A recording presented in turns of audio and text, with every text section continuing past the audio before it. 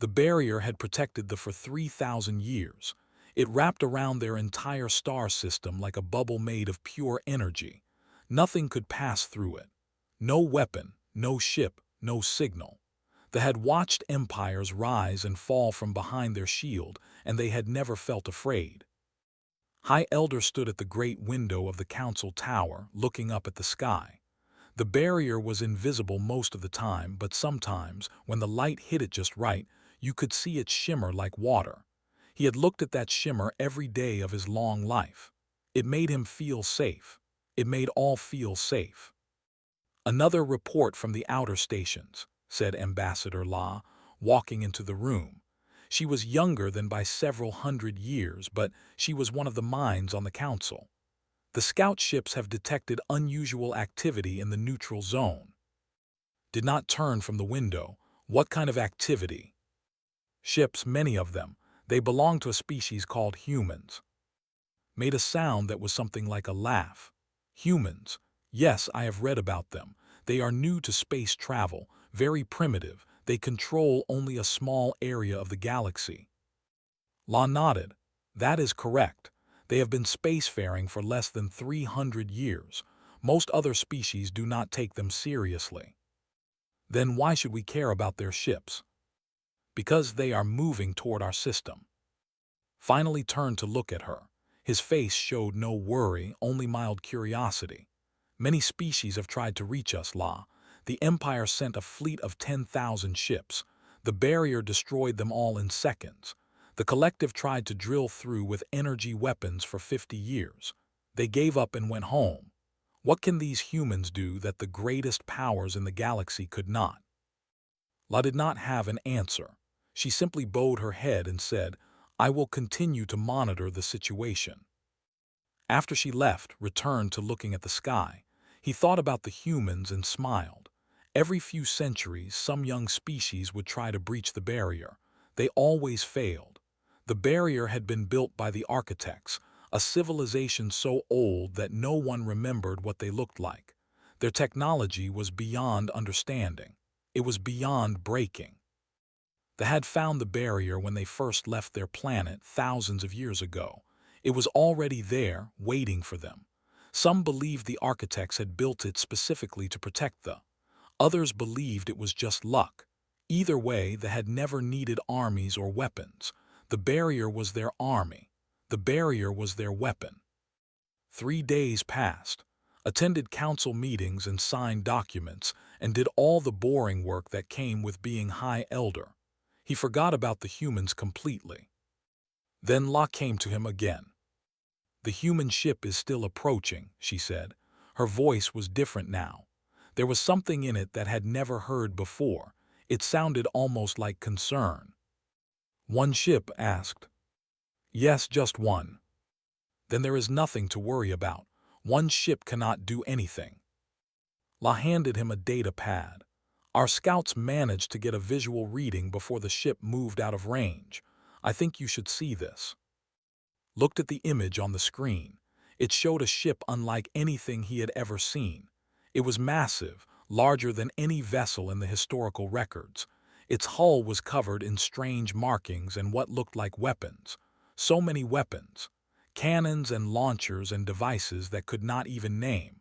The ship looked like it had been built for one purpose only: war. "What is this?" whispered. "The humans call it a battleship. Its name is the Eternal Dawn." Stared at the image for a long time. He tried to feel the same confidence he had felt before, but something was different now. The ship in the picture did not look primitive. It did not look like something that would fail against the barrier. It looked like something that was not afraid of anything. "It does not matter," said finally, pushing the data pad back to La. "The barrier will hold. It has always held." But even as he said the words, he was not sure he believed them. The days passed slowly after that. Found himself going to the window more often, looking up at the shimmer of the barrier. He told himself he was not worried. He told himself the humans were fools for even trying. But deep in his heart, a small fear had started to grow. Commander Ash, head of the military, came to see him on the 7th day. Military was perhaps too strong a word. They had not fought a war in 3,000 years. Their soldiers were mostly ceremonial. Their weapons were old and untested. But Ash was proud of his position, and he walked into the council tower with his head held high. "High Elder," he said, "I have prepared our defense fleet. When the human ship reaches the barrier, we will be ready to destroy any debris that comes through." Looked at him. Debris. Yes, when the barrier destroys the ship, there may be pieces left over. We should clean them up. Nodded slowly. Ash was so confident. Everyone was so confident. They had all grown up behind the barrier. They had never known fear. They had never needed to fight. "Very good," Commander said. "Prepare your fleet." Ash bowed and left. That night could not sleep. He lay in his bed and thought about the image of the human battleship. He thought about all the weapons covering its hull. He thought about what kind of species would build such a thing. The next morning, a message came from the outer scouts. "The human ship has reached the barrier," La reported. "It is holding position just outside the energy field." Walked to the great window. Even from this distance, even through the barrier, he imagined he could see the ship out there, waiting. "What are they doing?" he asked. "Nothing, they are just sitting there." Frowned. Every other species had attacked the barrier immediately. They had thrown everything they had at it, desperate to break through, but the humans were just waiting, watching. "Perhaps they have realized they cannot win," Ash said. He had joined them at the window. "Perhaps they are preparing to leave." But did not think so. There was something about that ship, something about the way it just sat there, that made him feel like he was looking at a hunter waiting for the right moment to strike. "No," said quietly. "They are not leaving, they are planning." La looked at him with those concerned eyes. Planning what? Did not answer. He did not have an answer. But for the first time in 3,000 years, they did not feel safe. And the barrier, that ancient and unbreakable shield, suddenly did not seem so unbreakable anymore. The eternal dawn hung in space like a sleeping giant. And somewhere inside it, humans were preparing to do what no one had ever done before. Captain stood on the bridge of the eternal dawn and looked at the barrier through the main. It was beautiful.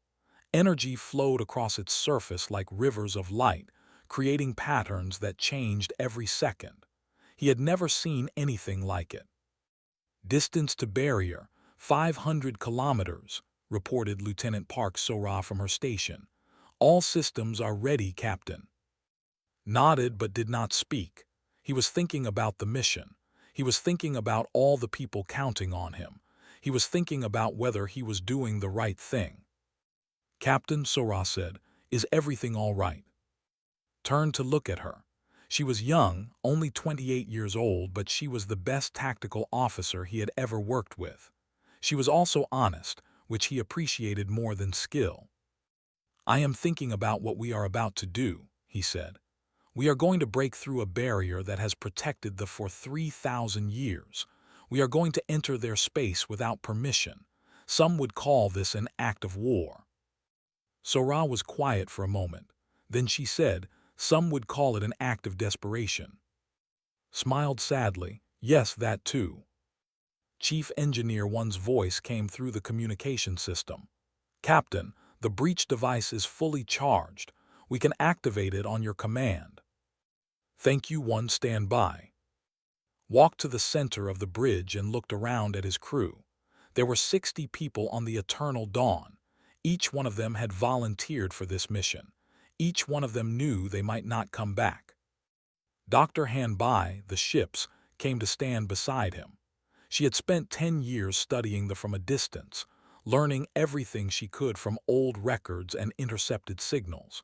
She probably knew more about them than any other human alive. "They are not evil," she said quietly. "They are scared. They have been hiding behind this barrier for so long that they have forgotten how to trust anyone." "I know," said. "That is what makes this so difficult. We are not their enemy. We need their help, but they will see us as invaders. Perhaps, or perhaps they will see us as something else." Looked at her. What do you mean?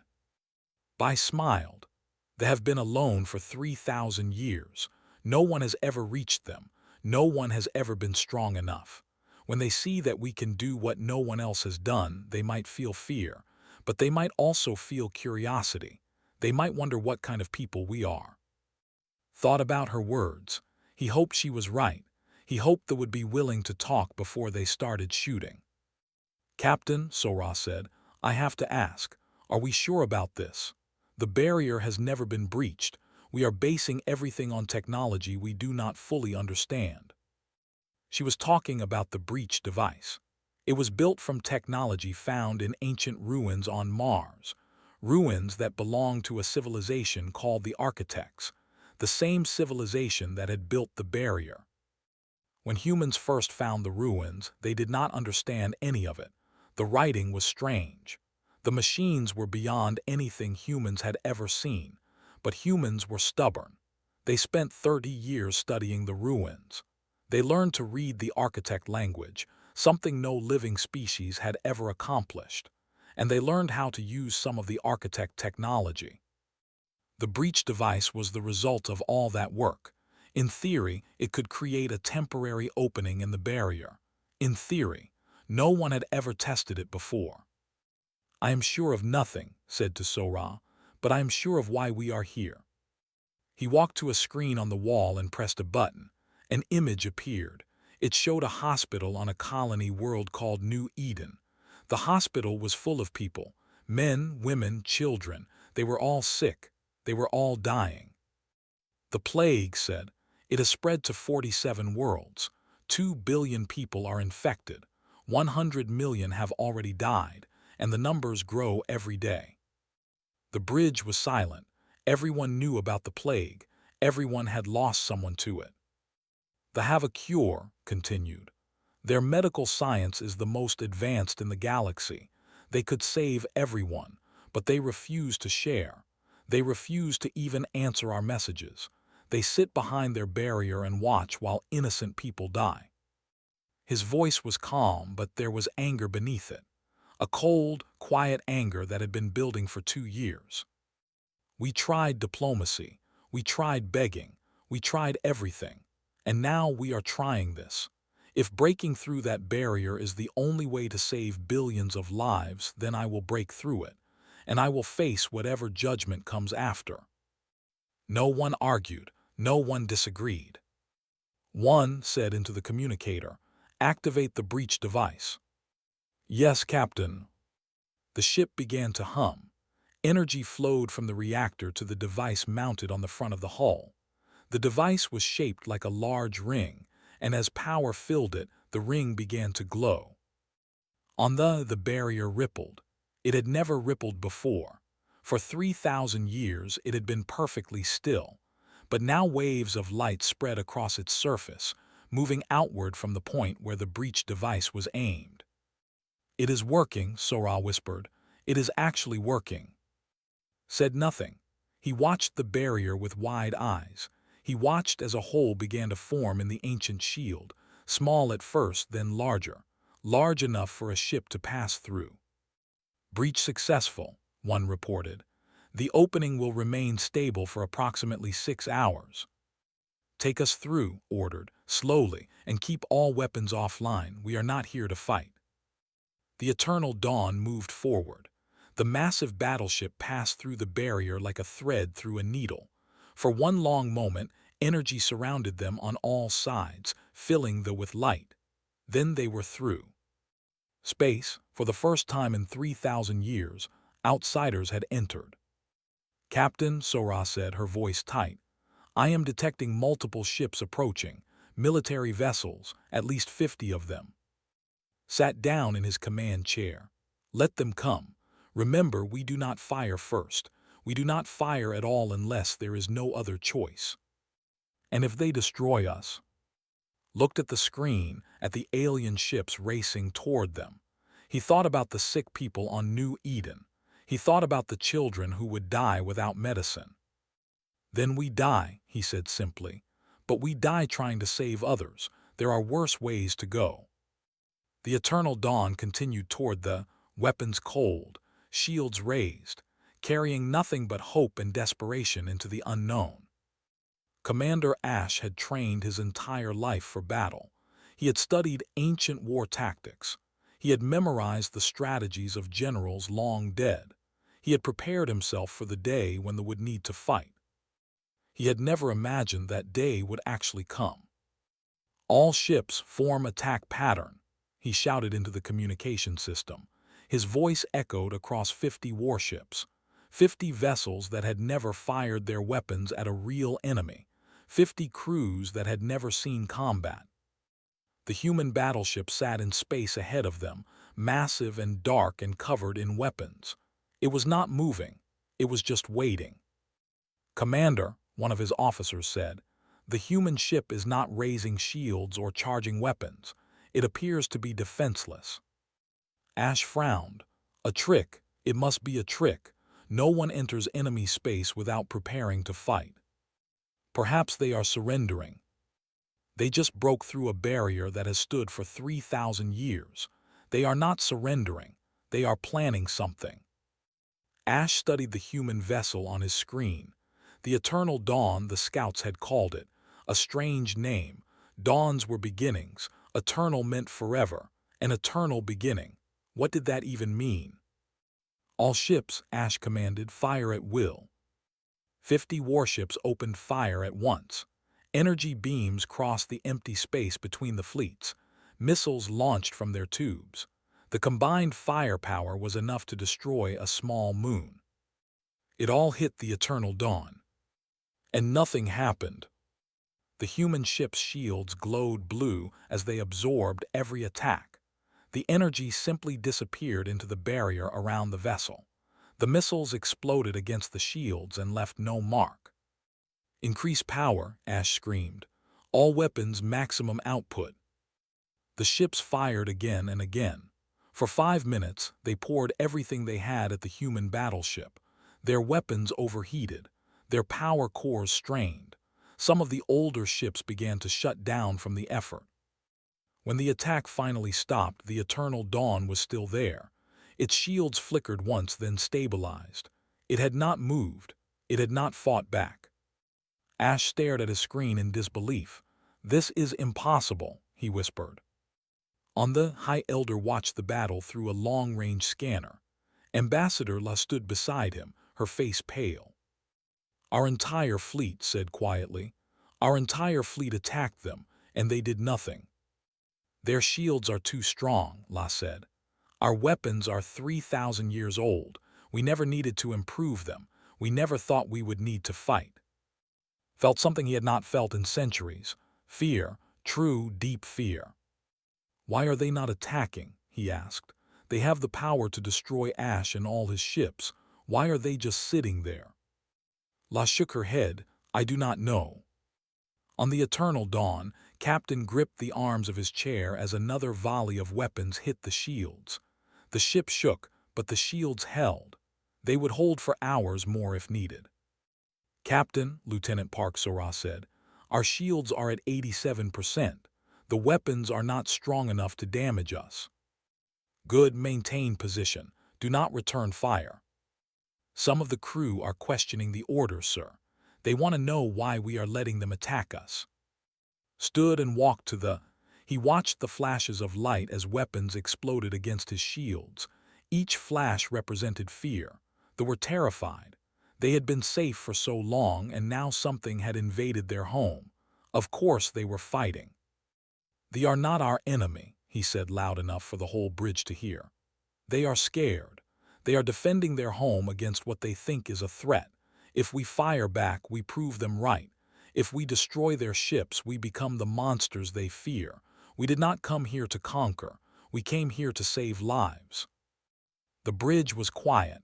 Then slowly the crew returned to their duties. They understood. Ensign Lee Dongha, the young communications officer, spoke up. "Captain, I have finished translating our message into the language. Should I broadcast it?" "Yes, send it now, all frequencies." Dongha pressed a button, and his voice echoed across space. "People of, we are humans. We come from a world called Earth. We have not come to harm you. We have not come to conquer you. We carry no anger and seek no war. We come only to talk. We need your help and we believe we can help you in return. Please stop your attack. Let us speak face to face. We will not harm you. You have my word." The message repeated 3 times, then there was silence. On his flagship, Commander Ash listened to the human words. He did not understand them at first. The translation was rough, the accent strange. But slowly, the meaning became clear. They want to talk, they are not fighting back. They just want to talk. Ash looked at his tactical display. The human ship was completely surrounded by vessels. If it had any intention of attacking, now would be the worst possible time. It would be destroyed by sheer numbers. Yet it sat there, weapons cold, shields holding, doing nothing. "Commander," one of his officers said, "what are your orders?" Ash did not answer immediately. He was thinking. He was trying to understand. In all his training, in all his study of ancient wars, he had never encountered a situation like this. An enemy that refused to fight. An invader that absorbed attacks and asked for peace. "All ships," he said finally, "hold fire." The shooting stopped. Silence filled the space between the fleets. Let out a breath he did not know he was holding. What is Ash doing? "He stopped the attack," Law said. "He is listening." Stared at the image of the human battleship on his screen. It was still there, still waiting, still peaceful. "These humans," he said slowly, "they are not like any species we have studied. They have power, great power, enough to destroy our fleet, but they choose not to use it. Why?" La thought for a moment. Perhaps that is who they are. Perhaps they believe that power without control is not truly power at all. Shook his head. No species thinks that way. Everyone uses power when they have it.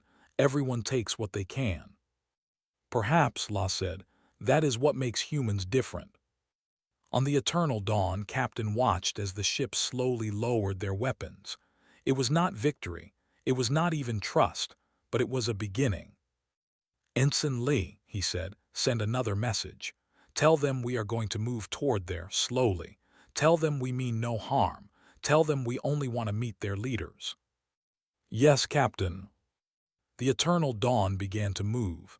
Slowly, carefully, like someone approaching a frightened animal. The ships parted to let it through. They did not attack. They did not retreat. They followed at a safe distance, watching, waiting, trying to understand. Looked at on his screen. It was a beautiful planet, blue and green and wrapped in clouds. Billions of people lived there. People who were scared of him. People who thought he was a monster. He would show them the truth. He would show them what humans really were. Not conquerors, not destroyers, just people trying to save other people. The eternal dawn continued its slow journey toward the planet. And behind it, a fleet of ships followed, their weapons silent, their minds full of questions that had no answers yet. The council chamber of the had not received visitors from outside for 3,000 years. It was a grand room, built of white stone and filled with soft light. 12 seats formed a half circle around a central platform. The High Elder's throne sat at the center, taller than the rest. Today, for the first time in history, aliens stood on that platform. Captain stood in the middle, wearing his dress uniform. Lieutenant Park Sora was on his right side, and Medic Sergeant was on his left. They were unarmed. They had left all weapons on their ship as a sign of good faith. The 12 council members stared at them with a mix of fear and curiosity. High Elder sat on his throne, his old eyes studying every movement the humans made. "You have done the impossible," said. His voice was cold but calm. "You have broken through the barrier that has protected us for 30 centuries. No one has ever accomplished this. Not the great empires, not the ancient powers. No one." Bowed his head respectfully. "We did not come to prove we were strong. We came because we needed your help." "Help?" A council member named Ara leaned forward. She was younger than the others, and her eyes showed more curiosity than fear. "What help could you possibly need from us? You have power beyond anything we have seen." Power cannot cure sickness, said simply, and our people are dying. He nodded to Medic Sergeant. She stepped forward, holding a small device in her hands. With a tap, a holographic image appeared in the air above them. The image showed a hospital room. Rows of beds filled the space. In each bed lay a person, thin and pale and struggling to breathe. Tubes connected them to machines. Their eyes were hollow. The plague, said. Her voice was soft but steady. It started 3 years ago on a colony world in the outer sectors. We do not know where it came from. We only know that it spreads quickly and kills slowly. She changed the image. Now it showed a young girl, maybe 7 years old. She was sitting in a hospital bed holding a stuffed animal. Her skin was gray. Her hair was falling out. Her name is Min, continued. She is from the planet New Eden. Both of her parents died from the plague 2 months ago. She is still fighting, but without treatment, she will be gone within weeks. The council chamber was silent. They stared at the image of the dying child. Change the image again. More hospitals, more patients, more children. 2 billion people are infected, she said. 100 million have already died. The plague is spreading to new worlds every month. Our doctors have tried everything. Our scientists have worked day and night, but we cannot stop it. We cannot even slow it down. She looked directly at High Elder. Your people have the most advanced medical science in the galaxy. Your records show that you cured similar plagues thousands of years ago. You have knowledge that could save billions of lives. Did not speak. His face was like stone. Captain stepped forward. We know you value your isolation. We know you have good reasons for staying behind the barrier. We did not come here to force you to change. We came to ask, to beg if necessary. Please help us save our people. And what do you offer in return?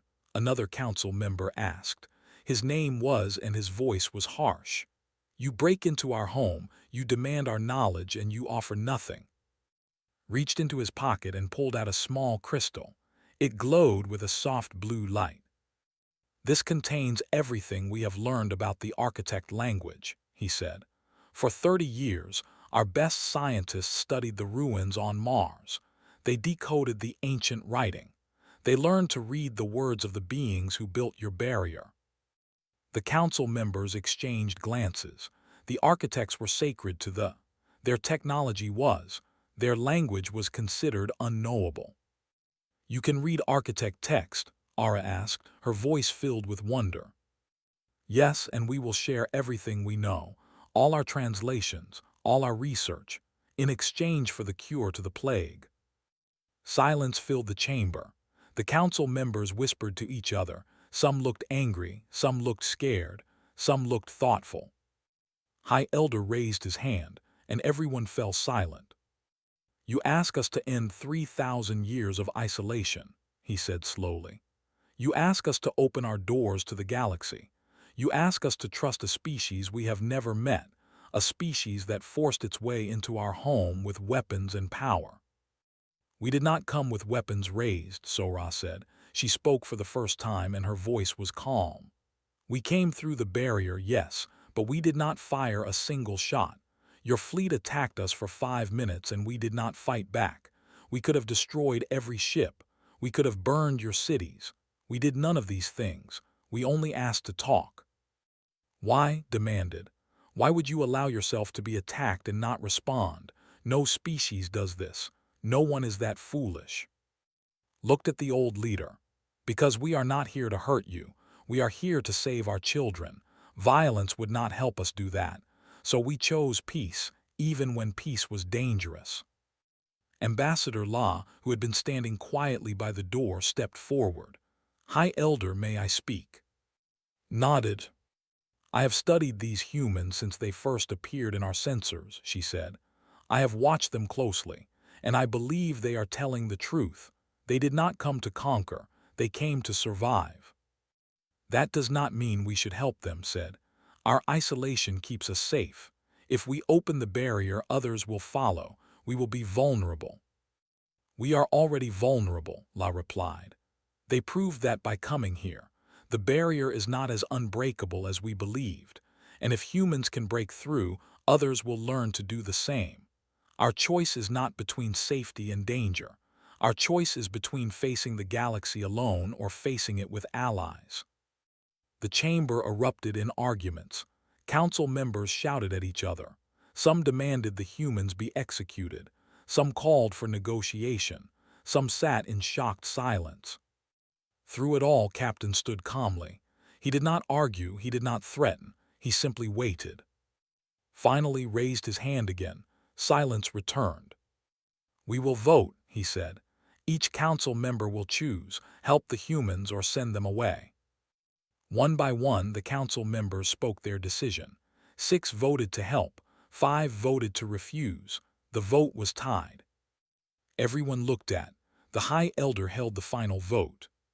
He looked at the holographic image still floating in the air.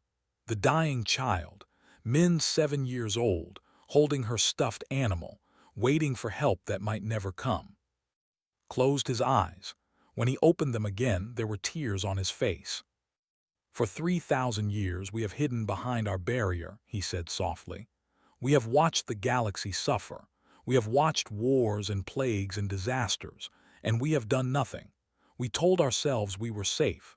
We told ourselves it was not our concern, but safety is not the same as goodness, and isolation is not the same as peace." He looked at Captain. "We will help you. We will give you the cure. And we will learn about these architects whose language you have discovered." Felt tears in his own eyes. Thank you, High Elder. You are saving billions of lives." Shook his head. "No, you saved them. You came here when no one else could. You refused to fight when everyone expected you to. You showed us that strength does not have to mean violence." He paused. "Perhaps it is time we learned what it means to be part of a larger galaxy." Medic Sergeant smiled through her tears. Somewhere across the stars, little Min would live. Millions of others would live. All because humans had refused to take no for an answer. The barrier was broken, but something new was beginning to form in its place. Something better. 1 year had passed since the eternal dawn first broke through the barrier. Captain stood on a balcony in the capital city, watching the sky. Behind him, the sounds of celebration filled the streets, music and laughter and voices speaking in 2 languages, humans and together. Ambassador Park Sora walked up beside him. She was not wearing a military uniform anymore. She wore diplomatic robes, the official clothing of humanity's first permanent ambassador to the. "Strange, is it not?" she said. "A year ago this city had never seen an alien. Now there are humans walking in their markets, eating in their restaurants, playing with their children." Smiled. "A year ago we were desperate.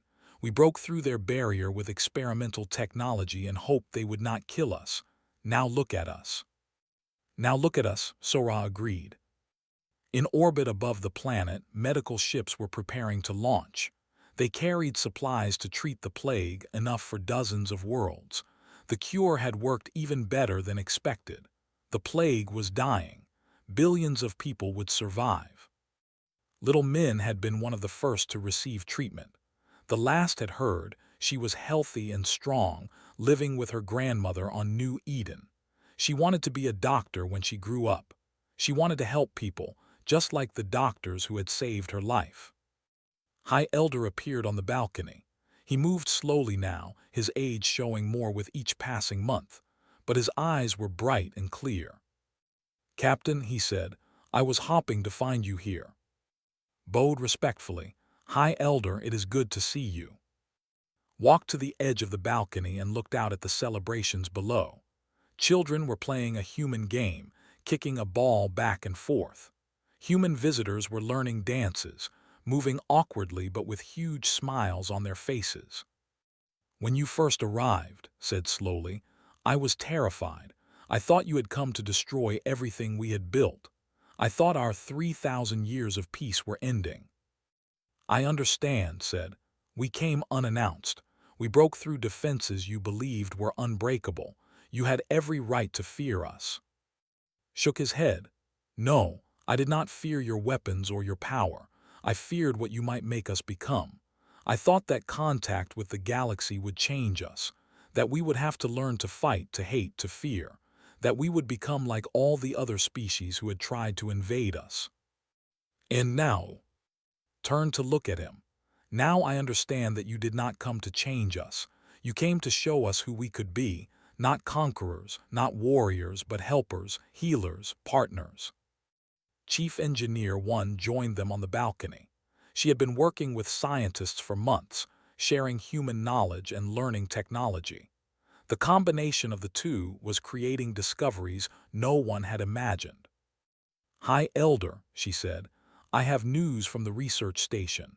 We have finished translating the last of the architect records from Mars." His eyes widened, all of them. All of them, and we found something interesting. One paused, as if deciding how to share what she knew. The barrier around your system was not built to last forever. Silence fell over the balcony. "What do you mean?" Sora asked. "The architects designed the barrier to protect during their early development, but they always intended for it to fade. According to their records, the barrier was supposed to fail approximately 50 years from now." Stared at her. "The barrier is failing." "Slowly, very slowly, but yes. In 50 years it would have collapsed completely. Your system would have been open to the galaxy whether you wanted it or not." Exchanged a look with Sora. This information could have changed everything. If they had known their barrier was temporary, they might have been more willing to cooperate. They might have welcomed humanity's arrival instead of fighting it. "Captain," said slowly, "did you know this? When you came here, did you know the barrier was failing?" Nodded. "We suspected. The architect records on Mars mentioned that their constructions were designed with endings in mind. We believed the barrier might not be permanent."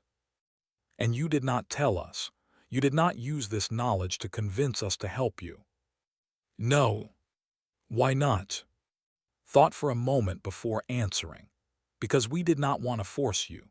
We did not want you to help us because you were scared or because you had no choice. We wanted you to help us because you chose to, because you looked at dying children and decided that isolation was not worth more than their lives." Was silent for a long time. When he finally spoke, his voice was thick with emotion. "You came here with a weapon that could have terrified us into submission. You could have told us that our barrier was dying and that we needed to make friends or face the galaxy alone. You could have used fear and pressure and threats, but you did not. You simply asked for help. You absorbed our attacks without fighting back. You showed us kindness when we showed you hostility." He paused. "That is what frightened me most about humans, not your power, your mercy." "We did not want to be your conquerors," said. "We wanted to be your friends." "And you are," said. "You truly are." That evening, a ceremony was held in the great plaza of the capital city. Thousands have gathered alongside hundreds of human visitors.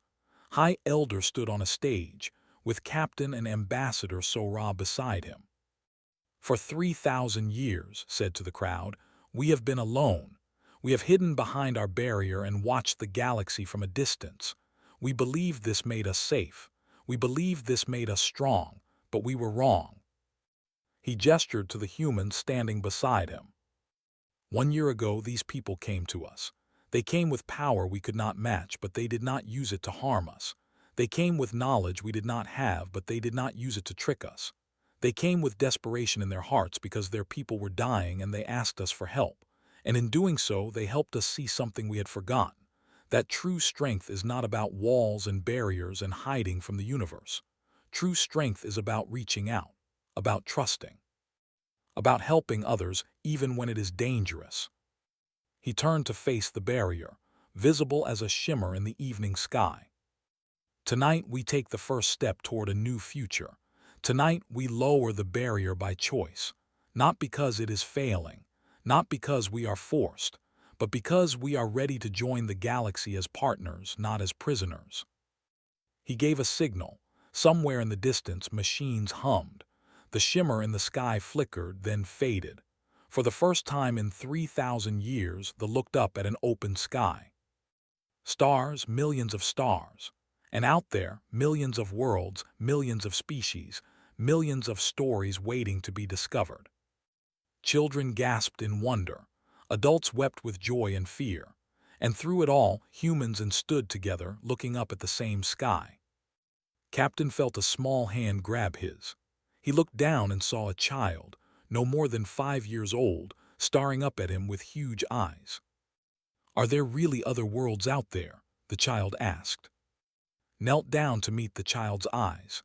"Yes, many other worlds, full of people just like you, full of wonder and beauty and adventure." "Is it scary?" Smiled. "Sometimes, but you do not have to be afraid, because now you have friends out there, and friends make everything less scary." The child smiled back, then ran off to rejoin its parents. Ambassador Sora watched the scene with tears in her eyes. "We did it," she whispered. "We actually did it." "No," said, "we started something that did it. They chose to open their hearts. They chose to trust. That takes more courage than anything we did." High Elder joined them, looking up at the stars. "Captain," he said, "what do you think the future holds?" Looked at the open sky, at the millions of possibilities waiting out there. "I do not know," he admitted, "but I know one thing: whatever comes, we will face it together, humans and partners, friends." Nodded slowly.